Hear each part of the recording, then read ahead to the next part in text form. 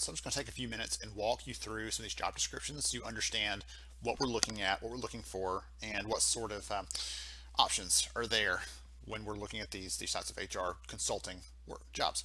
So I just did a quick search, found this one. I have no idea who this company is, but just to use it as an object lesson, as an example, this is a remote HR consultant job.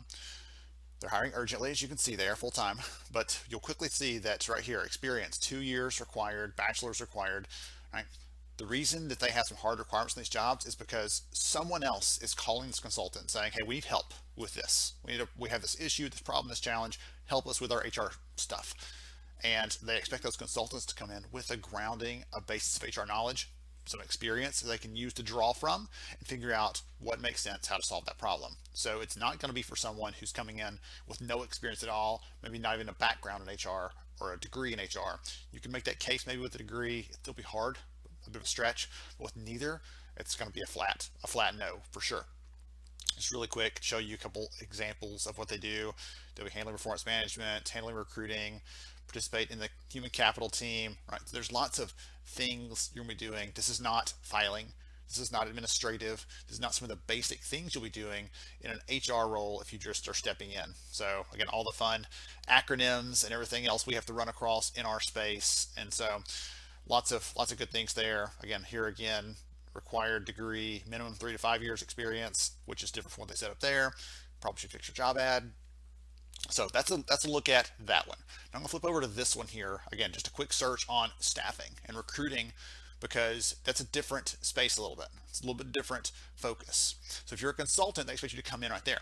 If you are in staffing, that's an opportunity. If you are willing to step up, be a little outgoing, be willing to call people, be willing to talk to people, if you can do that and cross that threshold, you can do some of the staffing stuff and really get a leg up, build that muscle for recruiting that a lot of HR professionals do not have. They are not comfortable doing that. They'd rather post their job and hope people apply, which again, I've done both, right? It's not like this is the perfect answer, that's perfect answer, but people, if you're gonna hire people, you're gonna have to be a little bit, out there from a recruiting perspective. So I'm gonna run through this really quick. Again, I don't know this company, just did a quick search of them. Salary starts at 35K a year. If you were just getting into the HR space, that's not a bad starting salary. When I started out, in HR, my starting pay was $18,000 a year. And I started with a nonprofit, so that might have been part of it, but I also was just an HR assistant, an admin, and was doing all the grunt work and building up from there. So the pay scale for these jobs ranges, but getting into that staffing space, especially if you're going to go from just this is a coordinator role, just kind of helping out, as you can see. But if you get into an actual staffing role, a recruiting role there, you can potentially have unlimited potential in terms of upwards income. If you are really good at recruiting people, you get paid based on how many people you can recruit. The problem in corporate, if you're a corporate recruiter, you get a flat rate. If you recruit 100 people or 7 people, you get paid the same. But in this space, if you are incentivized by that and that drives you, then you can earn more there.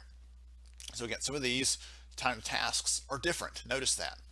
Right? Coordinate scheduling, perform onboarding steps, check in with clients, pipeline reviews, doing those things that are a little bit more administrative in nature, that require a little bit less experience in the field, but still are tied in with this. So I'm showing you these examples because if you're trying to get into HR consulting, you need some experience. If you're trying to get in without experience, the staffing space might be a little bit better fit, especially if you can find one of these coordinator or scheduler type roles.